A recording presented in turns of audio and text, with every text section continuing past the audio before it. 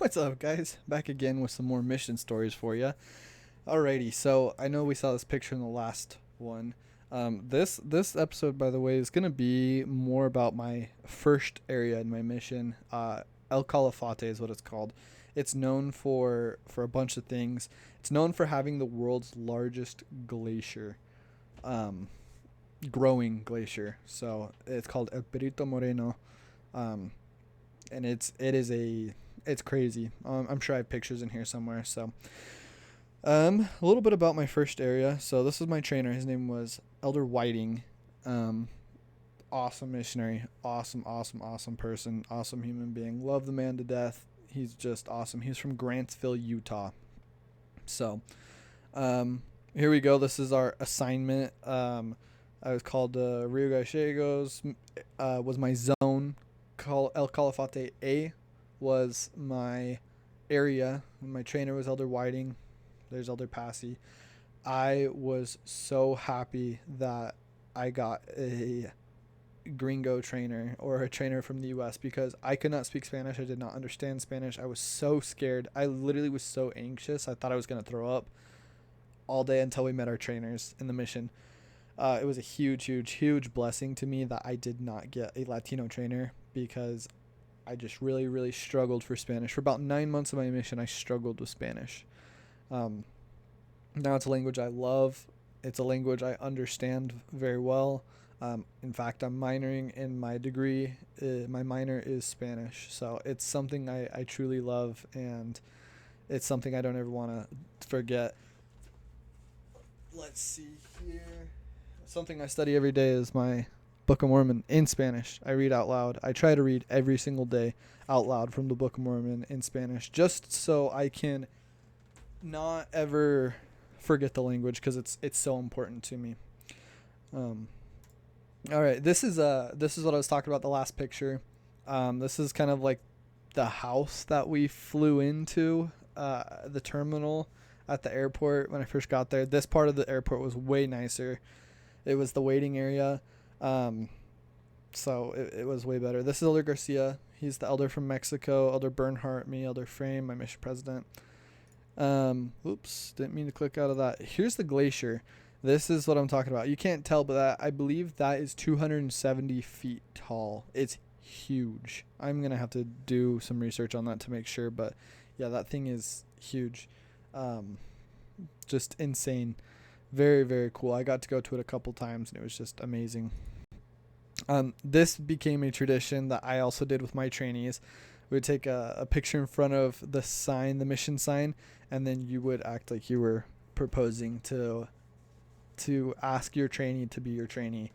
In a mission, you're with your companion 24/7, so it's pretty much like being married anyways. So this is Elder Whiting proposing to me in front of the mission office, which I thought was hilarious.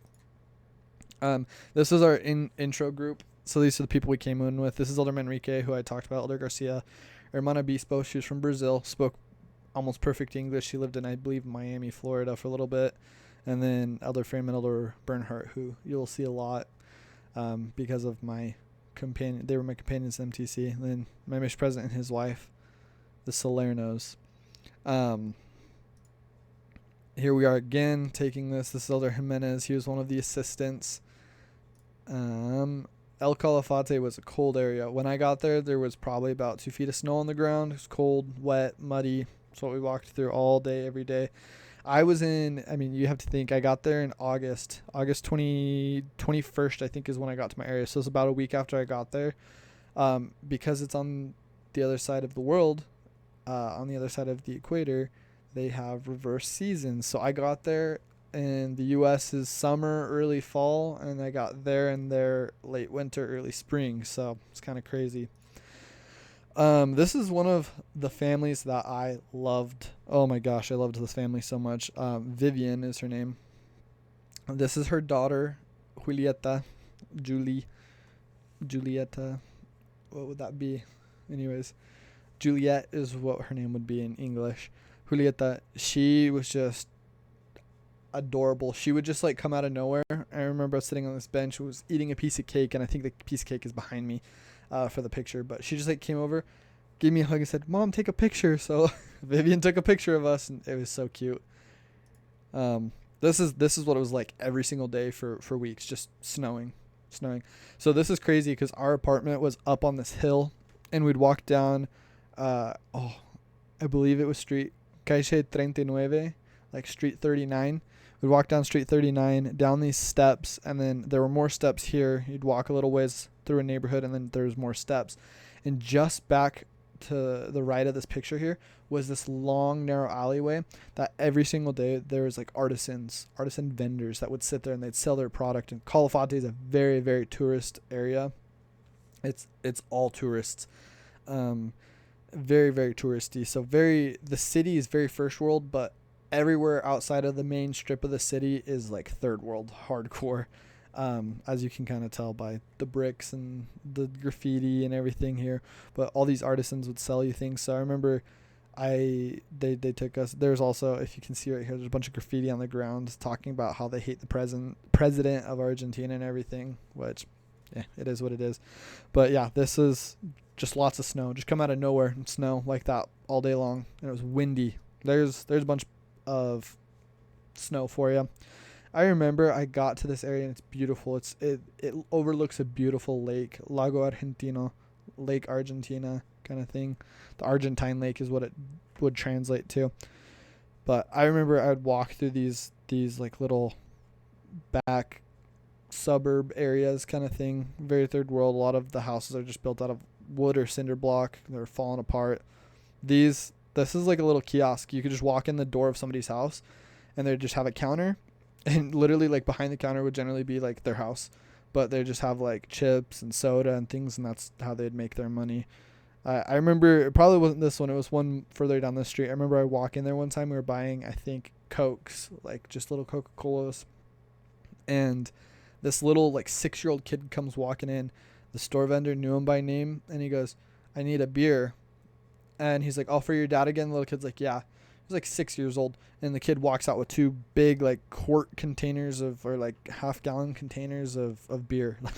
I was just like, that's crazy. Just takes the pesos, pays the cashier, and walks out with the beer. It was bizarre. This is a picture from the airport in Buenos Aires. I guess it just got posted later, but this is right after it stopped snowing one time. Beautiful little rainbow. These are kind of like the cookie cutter homes of Argentina, like. In Calafate, you'd see these a lot. Very pitched roofs to avoid snow damage and everything like that. But these were like the cookie cutter homes. We taught a couple people in these houses. Elder Whiting and I did. But other than that, like most of the houses didn't look like that. Here's Lago Argentina. There's just like this beautiful lake overlooked this is right down the street from our apartment, overlooked this beautiful lake, and then it had a little island in the middle, and you can see there's land right here. And when the tide was really low or when it was winter months, sometimes the land would expose itself. You could go walk over there. I never got to, sadly, but I was there at the end of winter, so the snow was starting to melt, water was starting to run off. As you can tell, water runoff here. Some days it would get hot, water would run off, create a lot of ice, and then it would snow again at night and get cold and freeze. It was crazy. I want to have pictures of my apartment. This is my first zone conference, actually. This is crazy. There I am. There's my trainer, and then all the elders here. Elder Cole, Elder Jensen, Elder McDonald. I love this kid to death. This is. Oh, shoot, what was his name? I can't remember. Elder Lloyd. And this is Elder Lloyd also. So there's 2 Elder Lloyds. And then Elder Febo.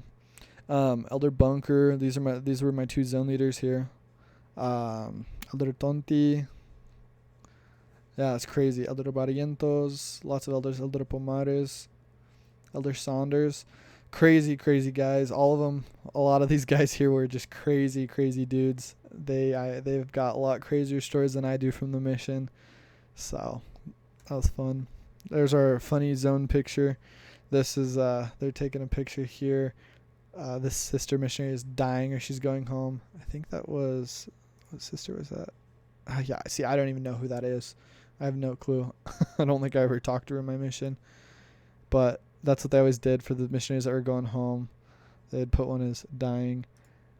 Oh, this is Elder Bell. Elder Bell is like 6'9", 6'10", super, super tall. I'm standing on a chair behind the guy, and he's almost taller than me. This is his trainer, Elder McDonald, who I love. Oh, shoot. Didn't mean to click out of that.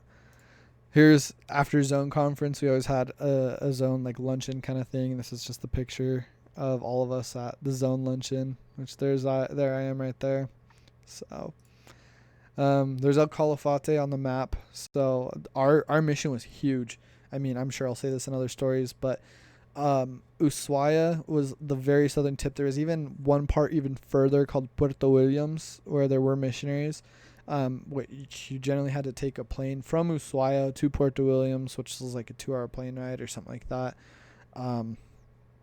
But like Ushuaia, going from Ushuaia to Puerto Madryn was like 46 hours or 43 hours in a bus, and I did that one time. And then I did the bus ride to Comodoro, which was like 40 hours round trip, and that was just a long bus ride. I did that bus ride 3 separate times, and it was utterly miserable.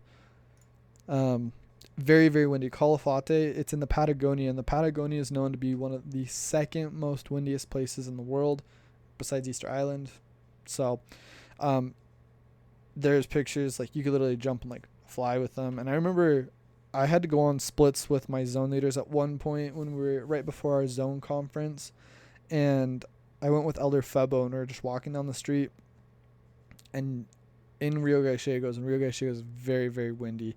And I remember we'd walk and we'd just have to stop because it was so windy. We were just exhausting ourselves. And then the wind would kind of die down. And we'd like book it. And then like the wind would pick up and we'd just slow down again. Same thing. We'd just do that over and over because it was just a long, took forever. So very windy there. Very, very windy. As you can tell, my name tag's flipped backwards. I'm leaning forwards in this picture. You can't really tell. But it was crazy. This car lot right here. These were the gypsies in Argentina. They would sell cars a lot of times. They generally rip people off. Anyways, we taught the owner of this car lot. We taught their son for a long time. He's a cool kid. This is my first apartment. I remember when I first got to the mission, as we're pulling up on the bus, I'd never seen any other apartments other than the assistant's apartment, and it was a very, very crappy apartment. The assistants had a terrible apartment. I remember we were pulling up, and my trainer says, "Oh, you're so lucky you got called to this area. It's one of the most beautiful areas," which was true. And then he gave a little fib with it. He said, "We have the nicest apartment in the entire mission, just so you know." And I was like, "Oh, sweet." And I remember walking into this apartment and being like, "Wow, this is really nice. A lot nicer than the other elders' apartment, the assistant's apartment." And I was like, "Wow, this is gonna be a long mission, man. These are crazy apartments that are kind of janky." Anyways, I don't have the picture, but this whole like back wall over here, it had like tile pressed up against it at one point, same tile that's on the floor here, and they'd all fallen off and they'd shatter and they just like randomly fall off. While I was there, a couple of them did fall off. I was in this apartment for about 4.5 months. If you look here, they had a flood in this apartment, and you can see where the like water line was all the way through this house. It was pretty funny. This was our loft. Like our study room is up here, our bedroom is up there. Between our study room and our bedroom, we had a wall. It was made out of like wood. It almost looked like pallets that were like put together. Anyways, the wall was tilted like this, and what was holding it up was there was like somebody like put a nail in the ceiling and a nail in the board and like put a wire in between them, and that was holding it up. And then like my companion's bed was pressed against it too. I'm not sure there was a whole lot else holding those up there, but the bathroom also in this place, I remember getting there and like there was like orange mold on the shower curtain. I was like, that is so gross. We did end up replacing that shower curtain later. This was our pantry here. As you can see, our sugar and our yerba for mate, the most important things. All of our member Tupperwares, which I always made it a goal to return all the Tupperwares to all the members. Every apartment I ever went into, I'd take them to the church in a giant bag and I'd be like, "Whose Tupperware is this?" And all the ladies would dig through it and take their Tupperware out. When we couldn't eat with members, they'd just give us Tupperwares of food. Here's that wall I was talking about. Literally like pallets held up by my mission companion's bed. You can tell this apartment was pretty janky. We had so wind and rain wouldn't get in. We had tape, not duct tape, just tape. right here on the window, and then taped all the way up here, and then there were some parts where we'd like stick cardboard in the window so it wouldn't like rattle. But you can tell where it would still drip in and get all nasty. You can also tell right here, I forgot about this. It's where one of the elders stuck an iron and forgot about it. Good thing this apartment didn't burn down. This was my bed here. There's another mattress underneath there, and that was it. That was my bed. I didn't have a bed frame. This bed frame was actually broken. Right here on this pole, like all of the other 4 or 3 poles were connected, and then he would sit right here and it just like sagged because it was broken. Ghetto as heck. One of my P days in Calafate, sorry. I have Caleta Livia and Calafate are 2 of my areas. In Calafate, this is Calafate, the zone leaders came and we were able to go to what they called the ice bar. This entire place was just made of ice and it was cold. And so it was like $20 to get in. So we all went, we all took pictures, like drinks all included, I think. And all the cups were made of ice. Everything was made of ice. They're like, oh, you want some alcohol? We're like, no, we're good. But we drank like, probably each of us drank like 6 Cokes at least. They just kept filling our cups with Coke over and over and over and over. And you can tell it's negative 10 degrees Celsius in there, but it's cold, real cold. It was really fun, a cool experience. I got to go in the ice bars a couple of times. It was pretty fun. Me swagging it up in my ice bar. These were my Echo boots that I had. So comfortable. They fell apart in this area though, so that was a bad thing. And then I ended up finding a guy that like resold my boots, like completely fixed them up and everything in my 3rd area for like $5. It was crazy. My polar bear buddy, swagging it up with the polar bear buddy.